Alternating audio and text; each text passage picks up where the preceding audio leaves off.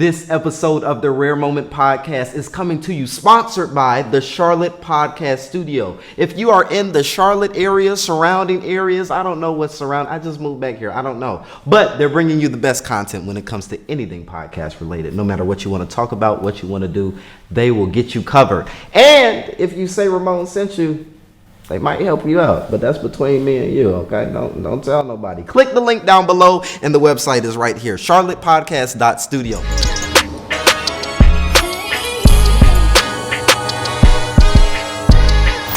Hey, y'all.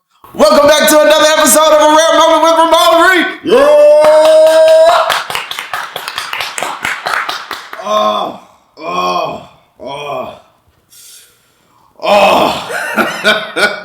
This has been a long time coming. People have been telling me left and right, Ramon, where's the podcast? Ramon, where's the podcast? Mothers and children, babies, uncles, cousins, brothers have been, dogs even, have been screaming at me, where's the podcast at? It's so good, it's so valued, it's so this and that.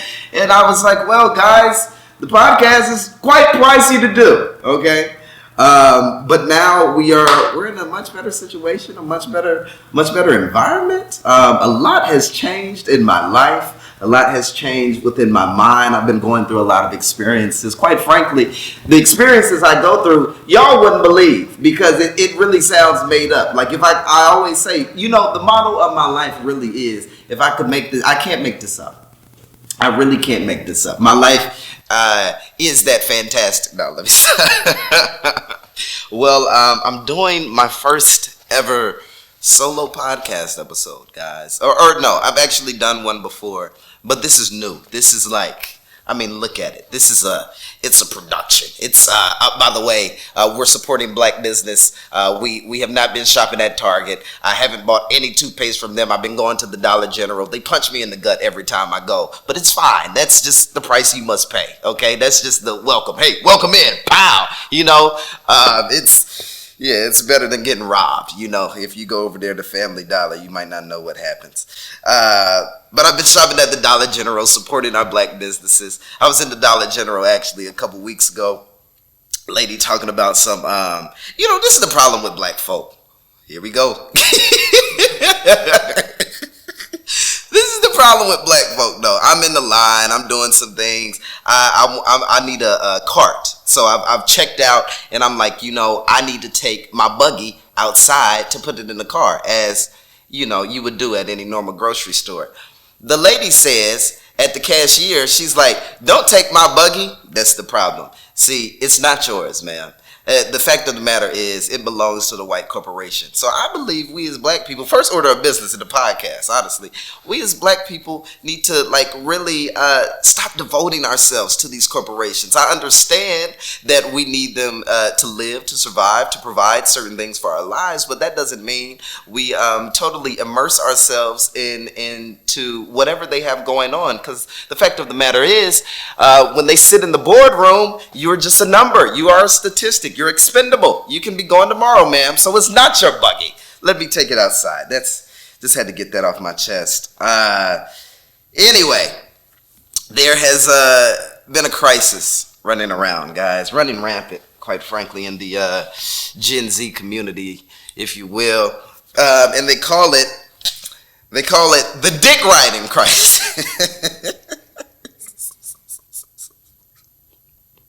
Hold up. I'm serious though. I got something to say about this.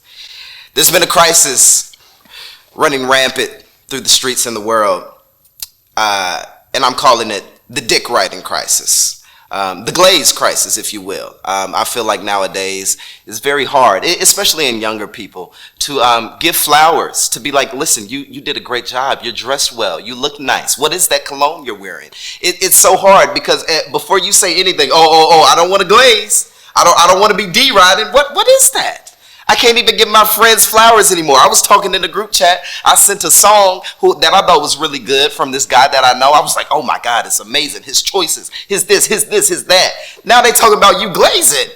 This is the problem. We can't give our people, we can't give our peers, we can't give those beside us the flowers that they deserve. By the time I give people flowers, it's now it's a no homo thing. When did this happen? I'm just saying congratulations. I'm trying to tell you, you did well. And it often comes from people, I found, this is just my hypothesis. It often comes from people who feel inadequate, honestly. So to get real, to get out of it's funny and all, but to honestly get real, I want everybody out there watching to know that you are enough, This is called a rare moment with Ramon Reed for a reason. What does rare stand for, you might ask? Here we go. We're into it, guys. If you don't know, I don't know where you've been, but I'm glad you're here. Rare stands for refuse average, reach excellence. That means you're just reaching your best self. I feel that if everybody continues and strives and tries to reach their best selves, then it won't be any comparison. It won't be any glaze. It won't be any deriding crisis going on out here, because we all just trying to be the best we can. So when you're reaching your best, you recognize somebody else's best, but you're still content with yourself because you're reaching your best. Like, how stupid would I look? I'm already in a pink get up, guys, so we're teetering on the edge today. But how stupid would I look to be like, oh no, you deriding? What? How could I ever? Look at me. I've never done the riding. I've always been the horse. Anyway, I want to move into a segment, guys, that I like to call, hold on, it's coming.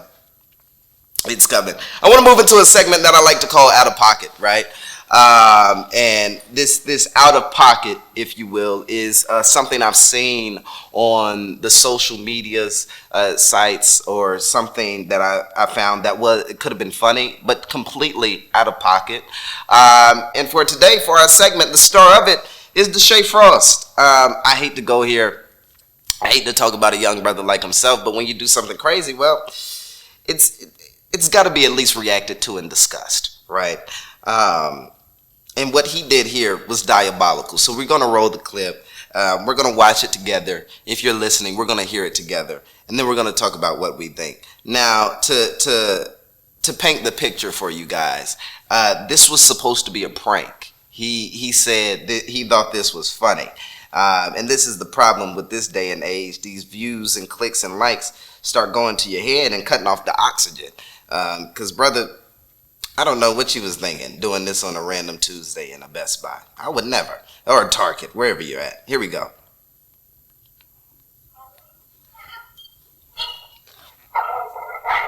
I'm not gonna lie, bitch, you look good as fuck. On some real shit. Like, I'll fuck you right now. What? Wait, what? What? What?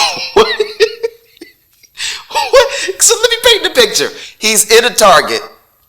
He walks up to the lady. He said, I'm not going to lie. B word, we don't tolerate any of that slander of women around here. We protect women, all women. He said, hey, B word, I'm not going to lie. I'm going to pop the buns right here in the Target. In the Target? What? Why? Why? Like, hey, okay, but let's keep rolling the clip. Oh, I'm so sorry. But can I get your number? So she said, I'm on the phone with my mom right now. That's the best response you could have had, because I almost had a medical emergency. If that was me, I would have been like, what did he just say to me? I'm on the phone with my mom right now. Like, it's not even what you just said. It's like, do you know my mom just heard you? Like, so then he says, oh, I'm sorry, but can I get your number though? Okay, let's keep playing the clip. No? Like, get some food and shit? Like, vibe out and shit? No, you not fuck with it? Like, but bitch, you look good as fuck. I'll fuck you right now. Though. Oh, wait, hold on. Wait. Oh, I thought we were done. When did we go back? Like, we take it back. This is crazy. Your number? Shit, we can get some food? No? Like, get some food and shit? Like, vibe out and shit? No, you not fuck with it? She said no. Like, but bitch, you look good as fuck. I'll fuck you right now, though. Wait. No? Alright, then.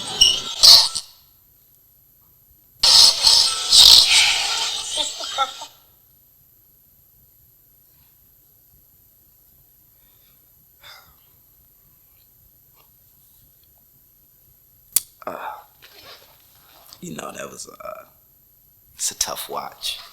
It's a tough watch. Because not only did this young lady say no a multitude of times, no one's laughing here. Like, the whole setting of it. Like I'm sorry. He hit you with a lot of zingers in there. Okay, so I understand being taken aback like that. But it's the fact of the matter of I'll pop your buns right here. Sir, we're in Target. Number one, we shouldn't even be in here. We're both black. We're not supposed to be supporting them. Okay, we're not. We should not be in there. But that's okay. But in the Target, where? In the Cat and Jack section, next to the shoes. Wait, why? When, what, where, why, and how? I completely out of pocket. So the Shea Frost wins the out of pocket of this week, because that's insane to me. I have never ever in my life seen where that is a joke. Is it funny? No. I mean, when I it's kind of okay. I'm not going. It's kind of funny, but not like funny in a prank way. It's like you look funny. Like what you're doing is not. It's not impactful. It's like you. It's kind of like a crash. It's a softball crash out. You know. In other news, I watched this movie, guys, called The Substance. Right. Have y'all seen it? The Substance? No. Okay. Well, it's called The Substance, and I'll paint it out for you. It's essentially, it's a movie where this older Hollywood star, she basically is becoming forgotten in the industry. She gets fired from her long time job. She's won awards, though. She's done all the things, everything you can think about. She's done it, but she feels like she's being overlooked. She feels like she's being forgotten. And the way it's directed is beautiful. I mean, a whole bunch of symmetry in the shots. It's so many things to take away from the film. But what I'm taking away is the message of it. So she feels essentially like she's not beautiful. They're looking for a younger girl. It definitely gives off that vibe of how abrasive Hollywood can be, especially towards women. And once again, she feels overlooked and forgotten. So she gets into I'm giving the whole movie away, y'all. I'm sorry. She gets into a crash. Once she gets into this crash, she goes to the doctor. She's fine, but there's a super young dude there feeling her spine and everything. He says, "You're the perfect candidate." Boom. Gives her her jacket. She gets outside. Something in her jacket. It's a phone number with a USB. Or it says, "This changed my life." It's a USB phone number on the back. She play it when she get home. And it's showing how you can become younger again, essentially. She ends up calling the people, and she gets the substance. Now, the substance is this green liquid that she injects into her veins. Whoa, stick with me now. The substance is the liquid that she injects into her veins. After she injects this liquid into her veins, there's a younger her who literally it comes out of her. Like her back opens up, the younger her comes out. So now it's her original self and it's younger her. But you are one. That's what they emphasize. Like you are one, you are the same, right? So it's 7 days with the younger self, 7 days with her original quote unquote older self. Long story short, her younger self starts doing things in the real world that her older self would never do, that contradicts what her older self believes about and stands up for. I'm trying to remember it. It's really good. But long story short, it's a story just about how comparison is one of the number one killers out here.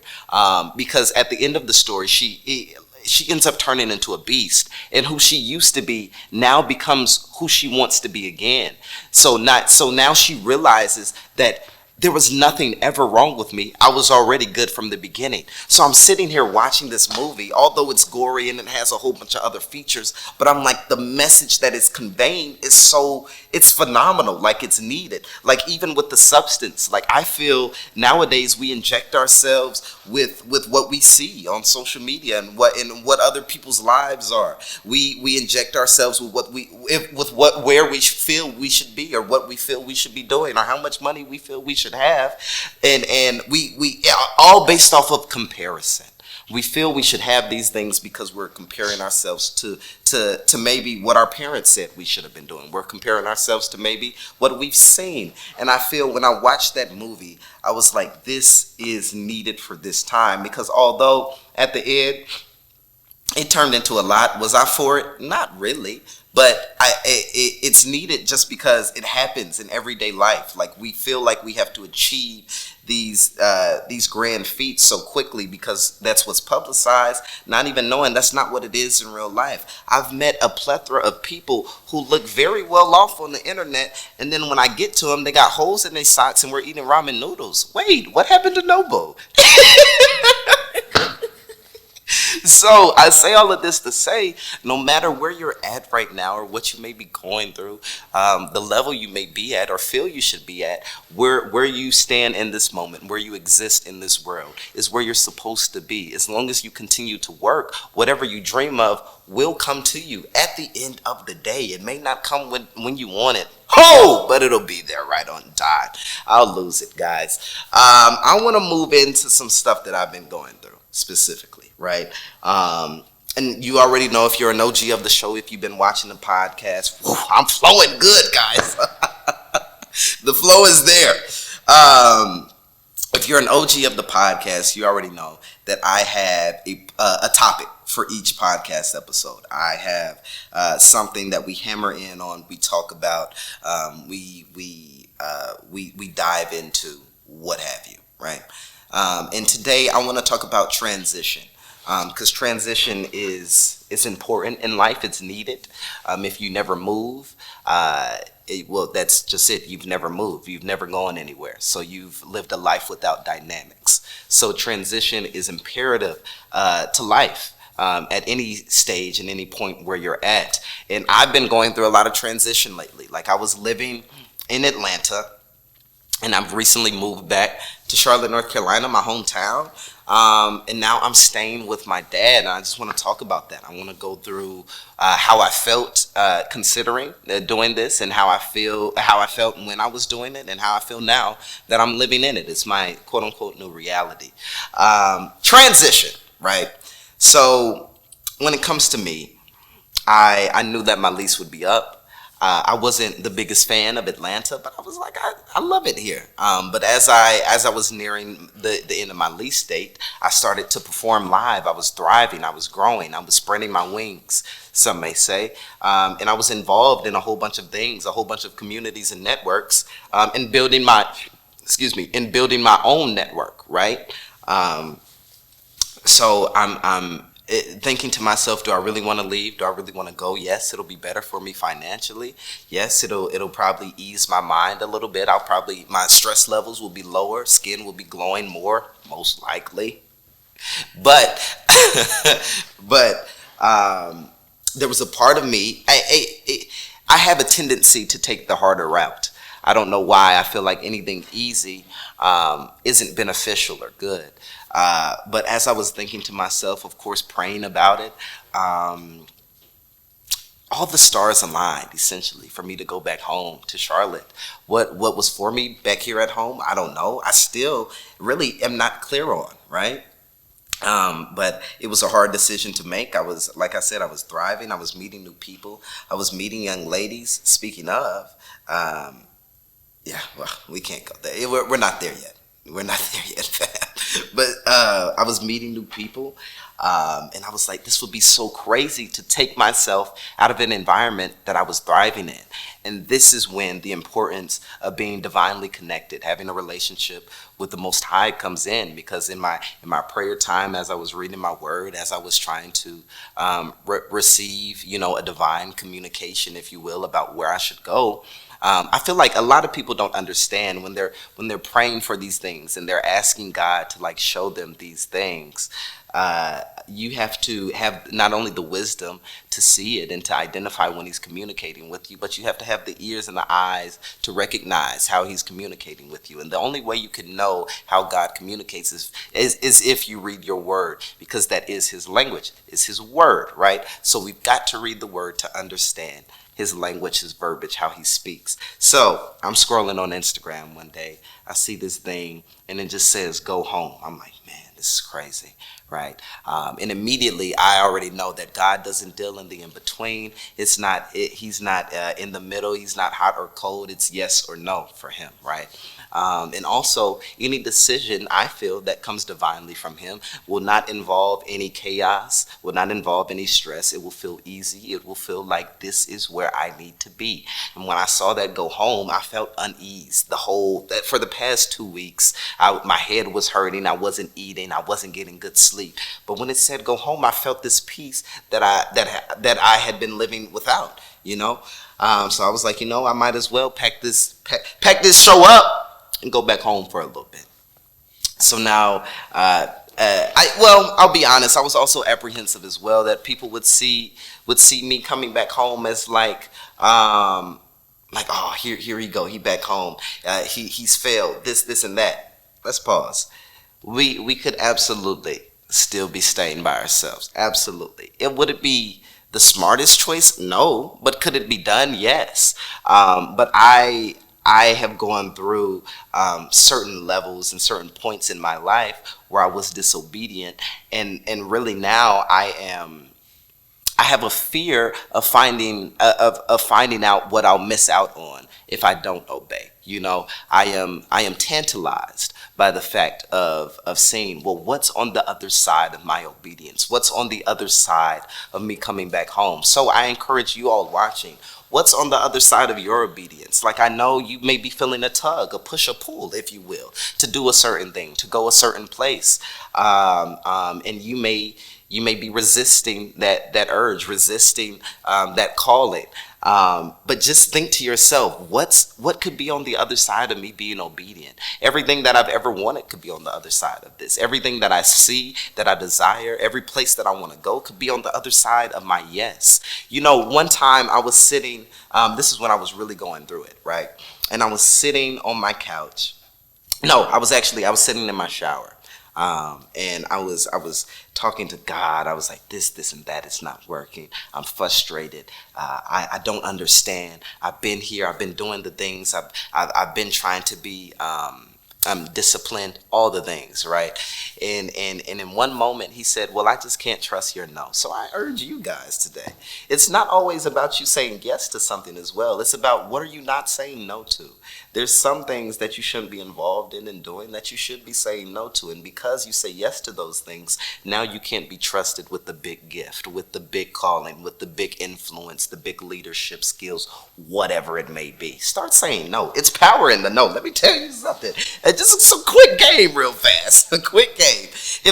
And number one, if somebody really likes you, they will stick around. Keep that in mind. Saying no has opened so many doors for me outside of saying yes to a thing. Like when I say, no, I'm not going to go there. No, I'm not going to do this. Then it creates this exclusivity around you. It's like, oh, well, is he going to come? Is he going to do this? And then when you finally say yes and you arrive, it's like it's an event. It's a thing. Now your presence, your word, what you say means more. Now you're more valuable because people see that you can set boundaries, that you can say no. It's very easy to be special and different out here because a lot of people are the same. All you have to do is set boundaries. A lot of people don't know how to communicate clear and concisely just about how they feel. Like, shoot, I was talking about it before we started rolling. I was on the phone with this young lady. She's fantastic. She's fantastic. She's great. But I was on the phone with her. I was just telling her, I don't feel like we're compatible with all that you have going on, with what I have going on, even with the way that we may have met. I don't think what you need right now is a higher level relationship. I think you need to focus on you. I think you need to get you together. And it's fine to tell somebody that because it's different. When you tell somebody how you feel and then you pose it like, oh, I'm doing this for you. Which, no, it always be genuine, no. But like, that is what she needs. And although she was like, oh, I felt rejected. Well, a little bit. But I'm really doing this so that we don't go somewhere that we were never destined to. Like, I need to be your friend in this moment. I see you're going through this, and that. You don't need a boyfriend. You need a friend. Because if we elevate to that level, matter of fact, I've been blocked by all of my exes. I don't know why that is. Hey guys, have y'all experienced that? Like being blocked? Whoa. Never? Whoa, hold up, guys. Hold up. Hey, Shamar. No, I ain't. What? Are y'all serious? Yes. Are y'all serious? Yes. Hold on. What?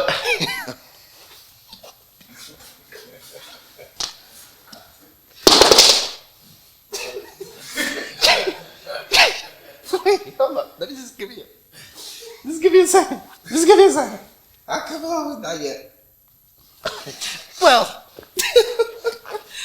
what does this say about me? You know, like, no, for real, guys. This is serious. What does this say about me? They've all blocked me. They've all like disconnected. So y'all can still call them and like text him and they respond? They respond. Hold on. I have access, but I don't call. Right. You have access, but you don't call. But that's what I'm saying. I don't have access. You not calling. Because we've got marriage.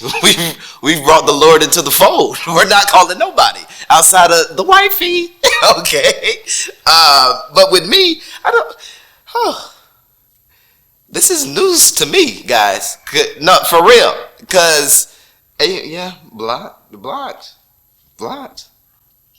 Okay. Let me explain.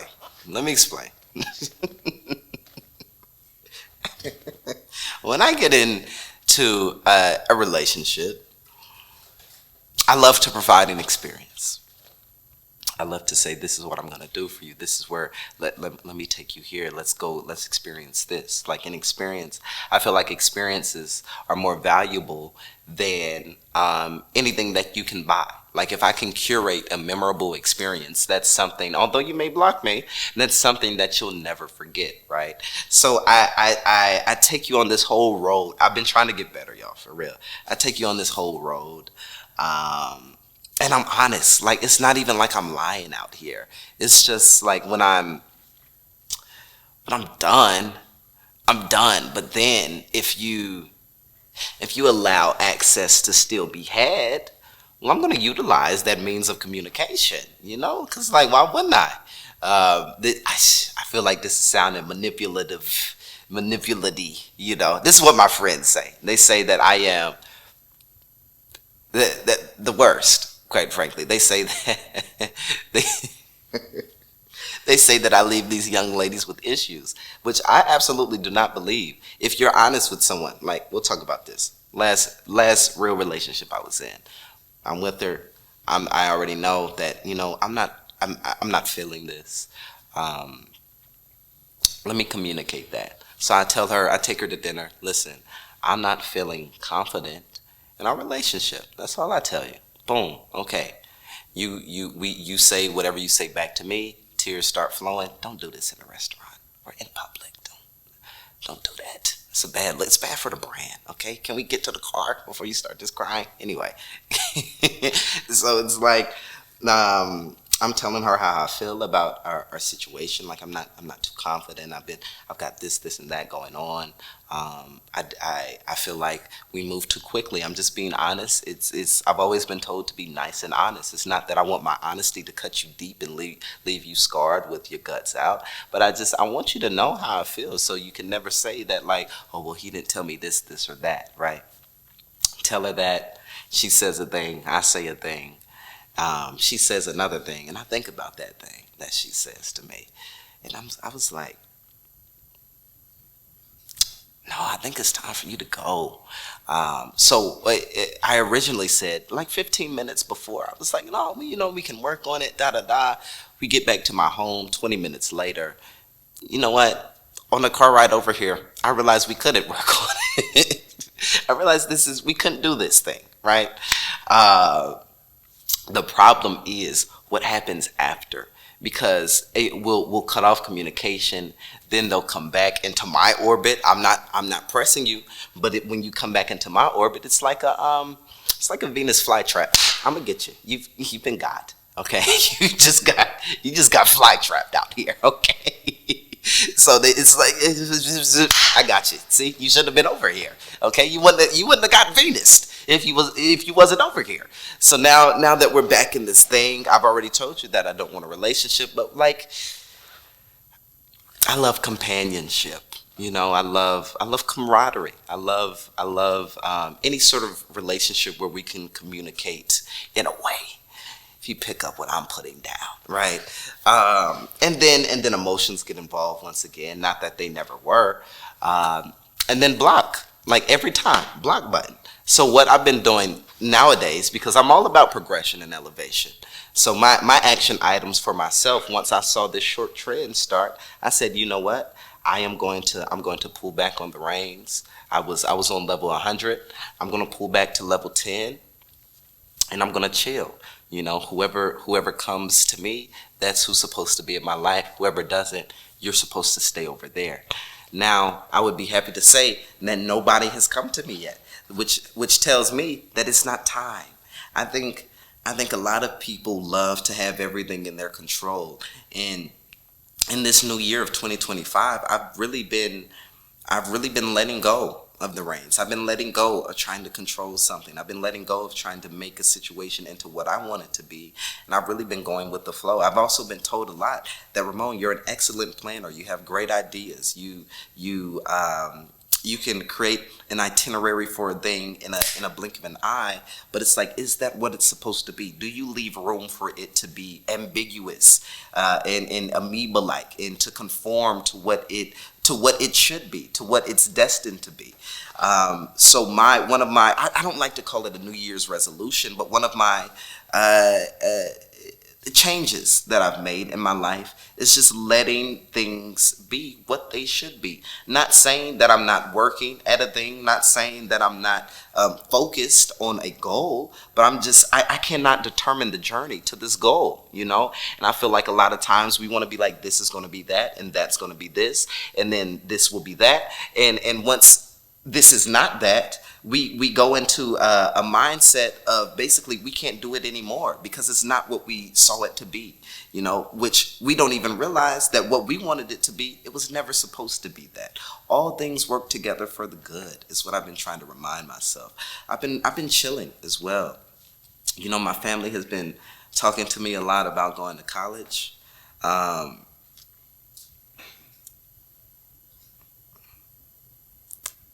What's the thought on college, Rome? What's our thought on college?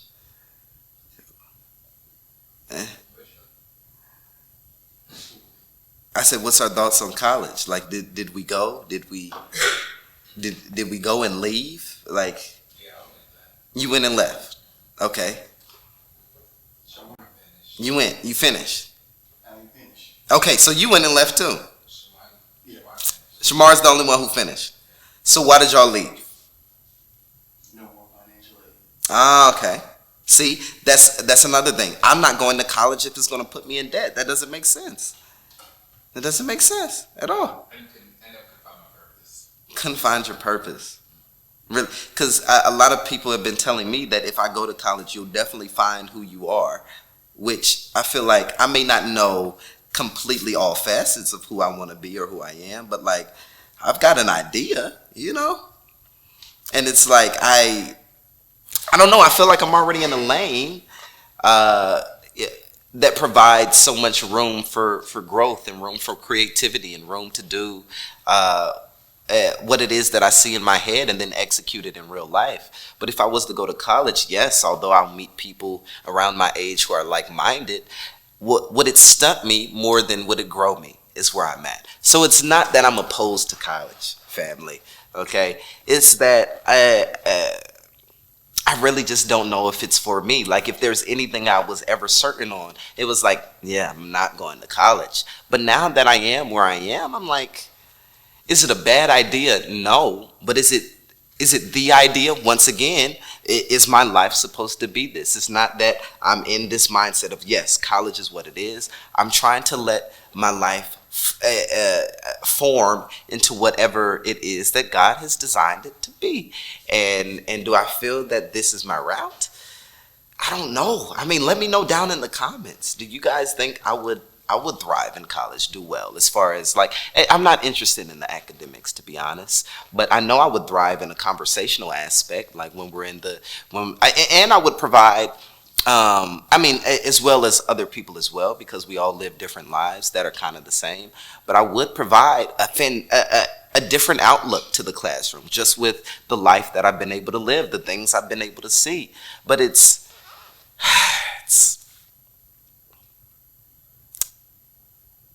I don't know. Some things make sense and some things don't. I feel, hey, once again, I'll say this on the pod. I'm saying this on the pod so that we all see and know that I mean it. I think if I am able to go to college sky free, I will be there. You will get college content. I will be on the yard. Is that what they call it? Yeah, I'm gonna be on the yard. I'm gonna be yarding. Okay, I'm gonna be a yard boy. Okay, if you want to find Ramon, he is on the yard. What is he doing? I don't know. Okay, it's just a party on the yard. I might get. Do they do suspensions in college? That's too young. They do suspensions. Probation. Oh Lord, no. Oh Lord. Speaking of probation, I was talking to somebody, this young lady yesterday. She talking about I'm sitting at the probation office right now. You're doing what? You're doing what? Where?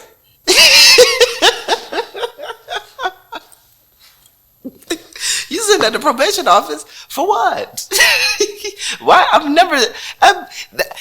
Anybody I've ever met, that has never been a part of their schedule. Like, oh yeah, I'm gonna get up, I'm gonna get in the shower, I'm about to hit this workout, then I gotta slide to the probation. What? Wait, what did you just stop right there? I'm trying to see if I have anything else, guys. No, just to reiterate what I was saying, transition is important. If I could leave you with anything, I would leave you with be open to what your life can change into. Because I was in a way forced to be open to what my life had to become. Although I made the choice to move and transition and migrate to a different space, I am excited, enthralled, if you will, to see like what the future has for me. Like I think being excited about living and what's coming up and what can be in your future is a healthy trait to have. It can drive a lot of good decisions because now you're open to what can be. Like now you're not so closed-minded on to this is my plan, this is what I want to do. But if a monkey wrench is thrown in your plan, you're like, well, this could turn out good. This could be best for me. This could be beneficial, Well, with that being said, make sure you go to shoprareclothing.com to get your rare drip. Refuse average, reach excellence. It's not clothes. It really is a lifestyle. I live it every day. Every day I wake up. Every day I go out of the house. I am trying to achieve my best self. Although I may not feel the best, it's still my duty, I feel, to try to do and be my best. We have to defy the odds because if we don't, then we're like the rest. Make sure you like, comment, subscribe, rate, and share. I will see you on the next episode. Peace out.